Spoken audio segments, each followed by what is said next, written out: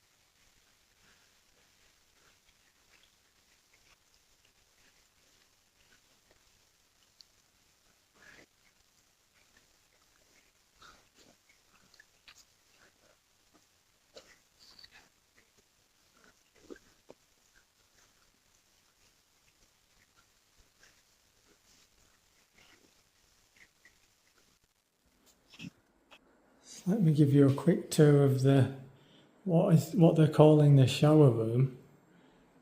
It is quite an impressive shower room. So that's the first part of the shower room. And then through here, there's a bathrobe. Who has time to use a bathrobe in an airport shower? All kinds of an empty box, diptyque, shaving cream, toothbrush, Qatar branded comb,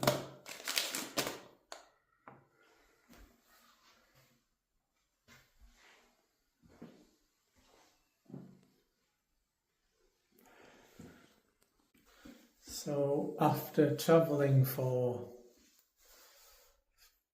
9 hours so far, I think it's time for a shower. I'll see you at the other side.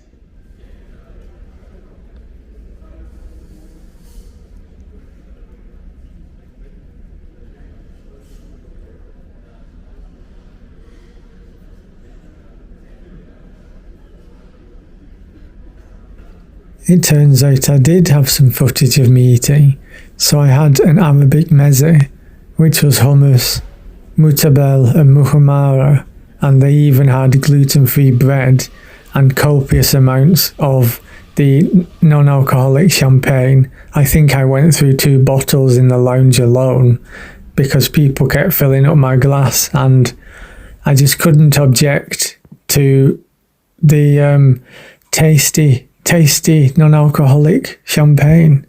You've got to treat yourself.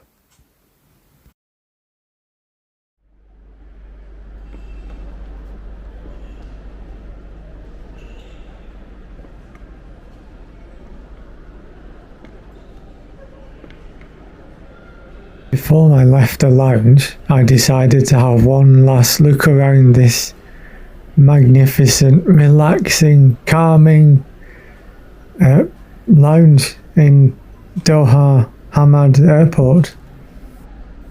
There are drink stations scattered around the lounge with sparkling water, still water, soft drinks and fruit juices, and my favourite, San Pellegrino. There was also a coffee machine here, but it didn't seem to work. there was a sign saying do not use, so I'm not sure how long that's been out of order for. Around the lounge there were lots of different types of chairs to choose from. High back chairs that spun around, which let you act like a child, leather armchairs, dining chairs, there were relaxing bed chairs, there were bar stools at the bar. There were many more chairs than people, but I think for a first class lounge, what more can you expect? When it was time for boarding, I was escorted to a private lift at the back end of the lounge near the sushi bar, and this took me down to this area where the agent checked my ticket and passport, and then she directed me onto a private transfer bus. And when I say private, I really mean private.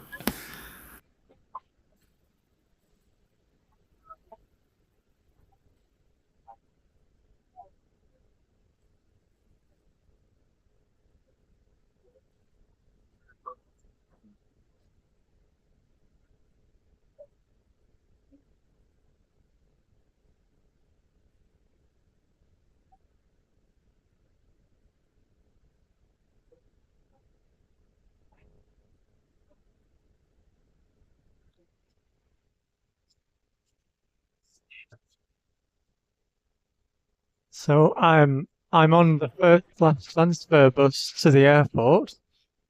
I didn't have to walk after all, but it seems I've got the whole transfer bus to myself. Talk about luxury.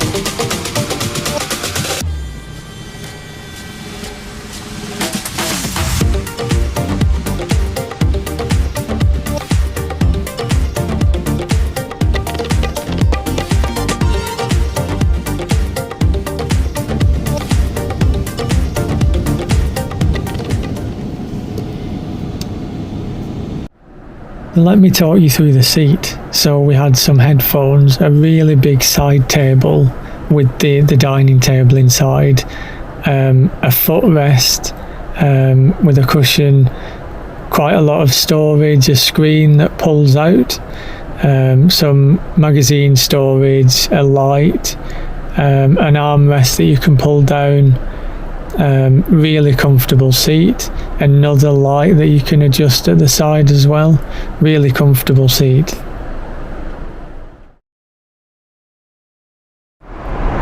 So the starters turned up for my meal on this flight from Doha to Bangkok in Qatar's first class.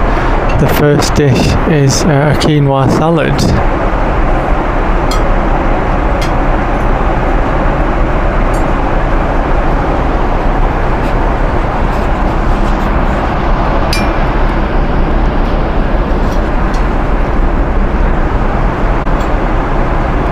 it's a quinoa salad with watermelon.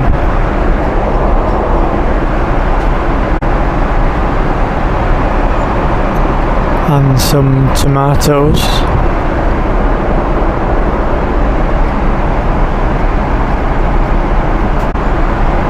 And some kind of green paste. I think it's mushy peas. The second dish has arrived. It's fried rice with vegetables, I think.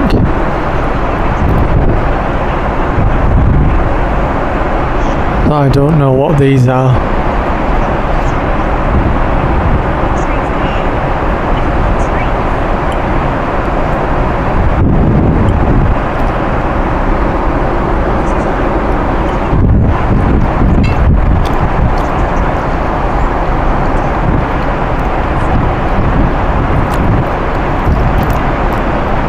It doesn't have much flavour. When I said the rice had no flavour, there were hidden bits of chilli all the way through, and my mouth is on fire.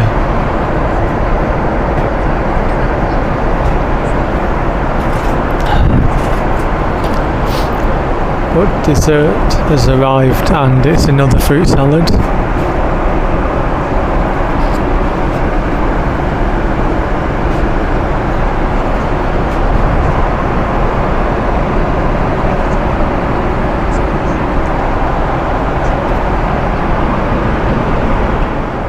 Let's do a quick tour of the seats before I get some much needed sleep.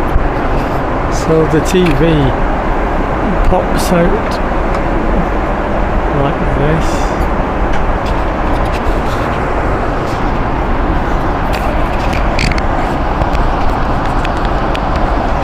So you can watch it in different positions. My bed has been made up for me, a full lie flat bed. Just enough room to lie down fully. Underneath the pyjamas there is a remote control.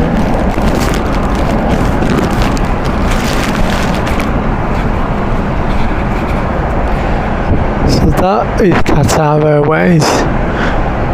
The screen,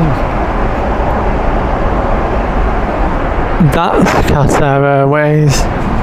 The seat controls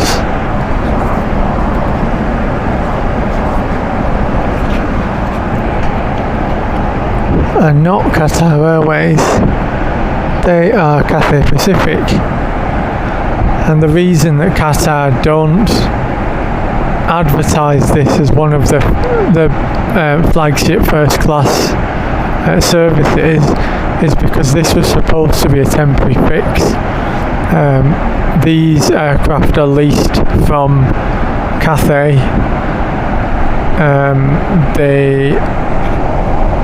The branding is mostly Qatar now, but there are a few touches everywhere in the bathrooms, especially when you can tell that they were Cathay planes, and it's unclear when Qatar will release them back to Cathay, if at all. I think the Qatar are waiting for some new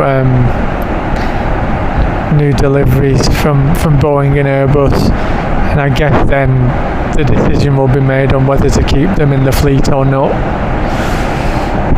But I am exhausted, so I am going to try and get a couple of hours sleep. The screen says we've got 6 hours 23 minutes to Bangkok, but we had 6 hours 23 minutes when we left Doha, and we've been flying for about 2 hours, so I don't think that's right. So I'll try and see how long I can get to sleep, and I will see you in Bangkok.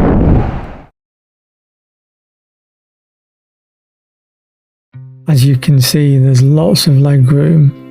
The screen is really big. the seat control moves the actual seat to the footrest, and it feels really spacious and airy. Just before leaving, I was given a really strong Arabic coffee. So I needed to get to the other side of Bangkok from the airport, and I decided to get a Grab taxi. To do this, you have to walk across from the arrivals hall through the car park into a holding pen, and then you've just got to watch out for your taxi number plate driving past. It was really chaotic and really hot as well, and really stuffy, so I wouldn't recommend doing this.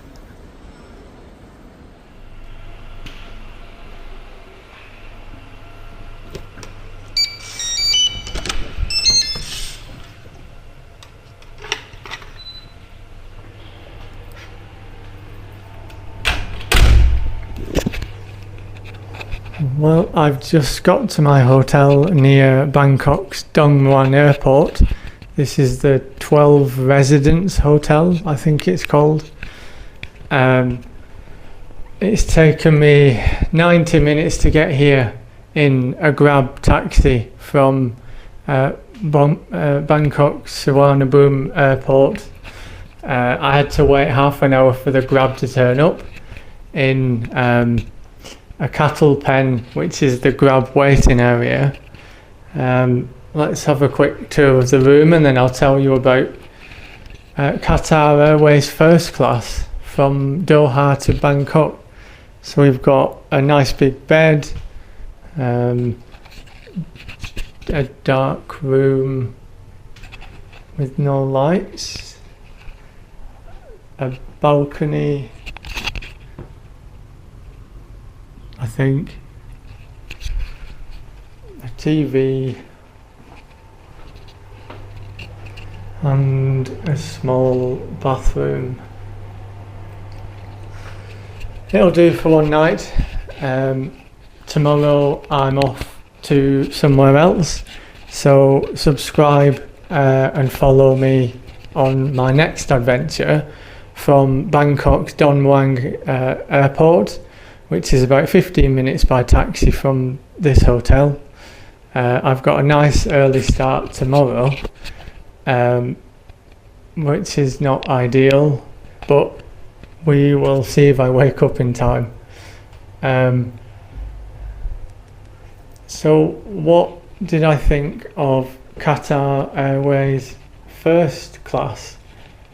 Well, I think it was better than the Q suites, which I know is a controversial opinion, but I think it was a lot better. There's a lot more space. The cabin only had 6 seats in first class compared to the Q suites, which I think have around between 20 and 30. There were 3 cabin attendants for the whole first class section, and only 3 of us in first class. I got through Bangkok Suvarnabhumi passport control in 5 minutes. People who arrived in business and economy usually wait up to an hour. The meal was just as good as in Q suites. The TV I think was slightly bigger. The bed was more comfortable. It's a shame Qatar's first class on its A380s are not in the same league as the ex-Cathay ones that I flew with. Well, yeah, let's end this here. I will see you bright and early tomorrow, and in the next video you'll get to see where I go to next on this next adventure in Southeast Asia, and the whole reason I've travelled all of this way. Subscribe, like this video, tell your friends to subscribe too, and the next 3 or 4 videos are going to be something really great to watch, really interesting, and something that I haven't seen on YouTube before. So yeah, subscribe, and I will see you next time.